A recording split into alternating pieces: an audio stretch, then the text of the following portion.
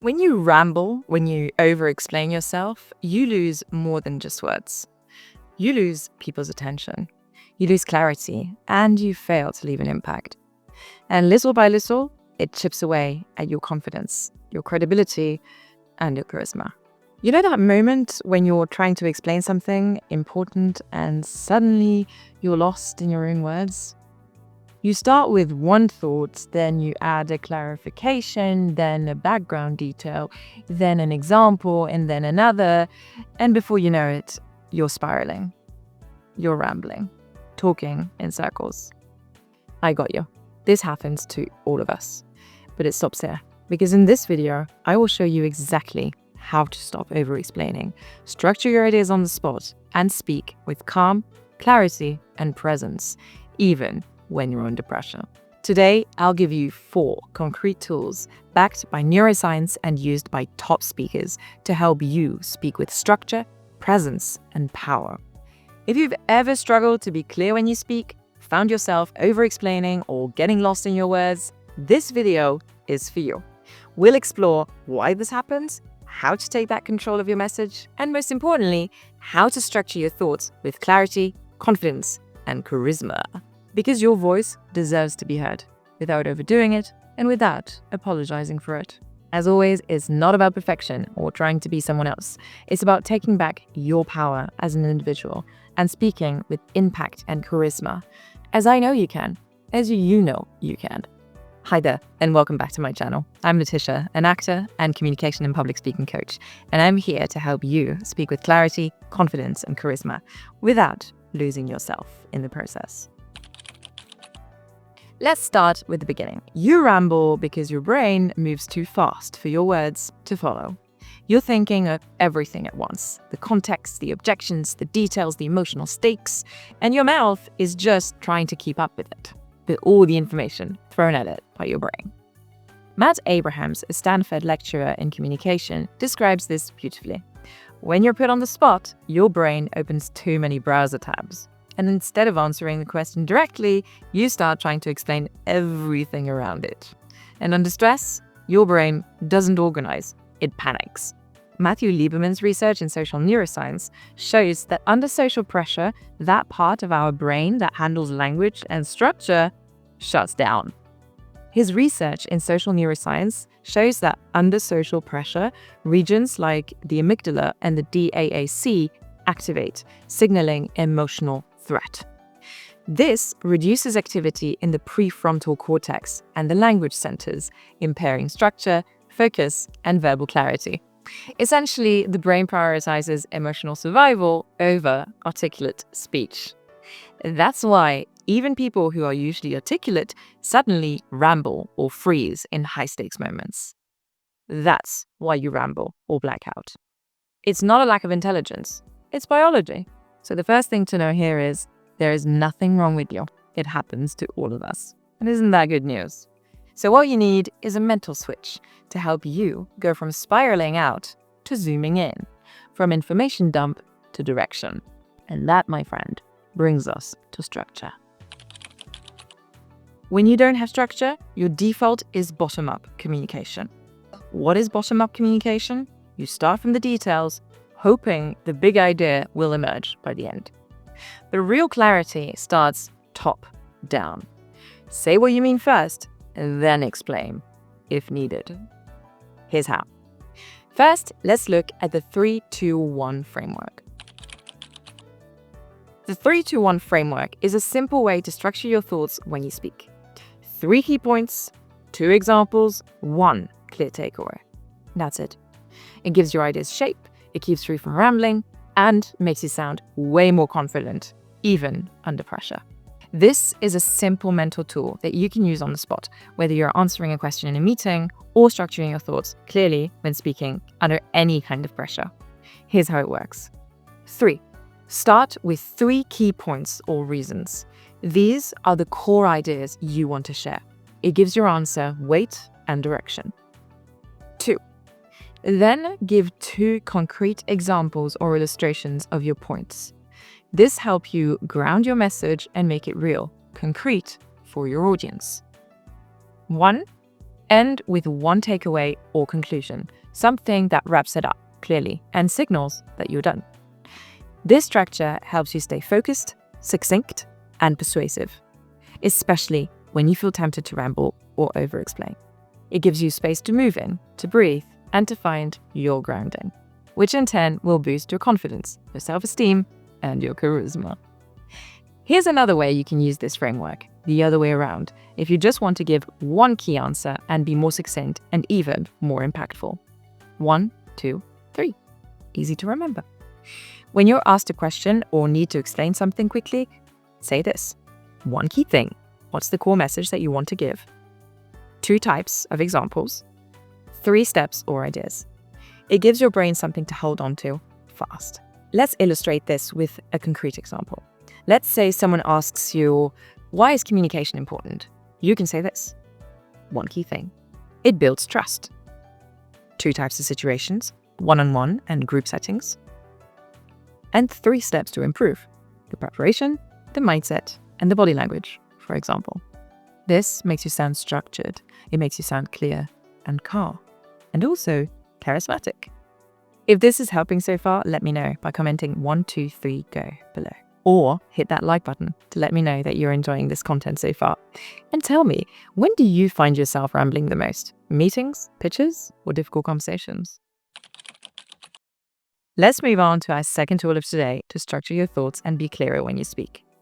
Tool number 2, P.A.R.A. Point, action, result, ask. This is brilliant in meetings, panels, or even spontaneous discussions. You make a point, you explain what action you took, you share the results, and then you ask a question to include others. Simple. Point, action, result, ask. P.A.R.A. So here's an example. How do you maintain your energy throughout the week? This is how you can answer. Rest is one of the most underrated tools for performance. Point. That is why I now take real weekends off. Action. I found that since I've been doing that, my productivity and well-being has improved. Result. How do you manage your own recovery time? Ask. That's how you sound concise, smart, and authentic. You've answered the question in details, with impact, and without rambling. See you go. But rambling isn't just about information. As much as we hate to say this to ourselves, it's also about insecurity. When we speak and feel uncertain about our message, about our authority, or even just the right to speak, we tend to overcompensate. We pile on explanations, qualifiers, backstory, hoping that if we just say enough, we'll finally sound credible. That we'll finally be taken seriously. Brené Brown calls this armoring up. It's what we do when we feel exposed, when we feel vulnerable. Instead of standing in clarity and truth, we build a wall of words to shield ourselves. We try to sound smart, polished, and look impressive. But beneath it all, we're just trying not to show that we're just a little bit insecure of ourselves and are just trying not to get hurt. And ironically, that armor, that wall of words, becomes the very thing that disconnects us. Because, and here's the paradox, the more we speak from that place of self-doubt, the less power our words carry and the less impressive and charismatic we look. Isn't that terrible? Connie Deacon, who, just like me, coaches top-level executives on influence and presence, puts it very clearly. Be clear, not clever. It's not about sounding smart. It's about being understood. It's not about sounding impressive. It's about connecting how you truly are. It's about allowing yourself to just be you and being okay with that. More words doesn't mean more value. They mean more noise. And that noise drowns out your message. Worse, it can make you look less confident, less trustworthy, and less charismatic. So here's the shift I suggest you make. Say the most important thing first, and then pause. Think of your message like hitting a bell. You don't hit a bell over and over hoping it'll be louder. You strike once, cleanly, and let the sound carry. Just like the bell, let your words ring. Let your presence fill the silence instead of rushing to fill it with more words. That will bring out your power and your charisma. I love how P.A.R.A puts this. If your core message is, I don't feel heard, then saying more won't solve it. You need to say the truth once and let it land. Because real clarity comes from courage, not from repetition. And that pause, that is where your presence lies. That's where your charisma resonates. If this is helping in any sort of way, please hit that like button if it's not already done, and subscribe now for more communication and public speaking insights. And if you've made it this far, let me know by commenting this emoji. The last and definitely not least reason we ramble, because we don't know what question we're answering. Or even worse, that we're answering the wrong question. Charles Duhigg, author of Super Communicators, explains this beautifully through what he calls the matching principle. Every conversation operates on one of 3 levels. And if we don't recognize which level we're in, that's where miscommunication creeps in. Here are the 3 levels of conversation he talks about. 1, the practical level. What do we do? What's the next step? What's the plan? 2, the emotional level. How do I feel? Do I feel safe? Do I feel respected, overwhelmed, hurt? 3, the identity level. Who am I in this moment? Am I being seen the way I want to be seen? Do I belong? Do I matter? Now, here's the mistake most of us make, especially when we're stressed, solving problems or trying to be helpful. We answer on the wrong level. Someone says something emotional like, I'm so tired of never being heard in meetings. And we respond with a practical fix. Well, next time maybe you should speak up earlier. They're asking to be seen, felt, and understood, and we offer a practical solution instead of empathy and kindness. This mismatch creates disconnection in conversations. It's like 2 people speaking 2 different languages. And when we feel that disconnection, what do? We try to fill the gap. We start over-explaining, over-justifying, talking more, hoping to be understood, but actually making it worse. Because words don't land when the levels of conversation don't match. So here's the shift you can undertake here. Before you speak, ask yourself, what level is this conversation happening on? If it's emotional, respond with feeling. If it's about identity, respond with respect and affirmation. If it's practical, keep it simple and clear.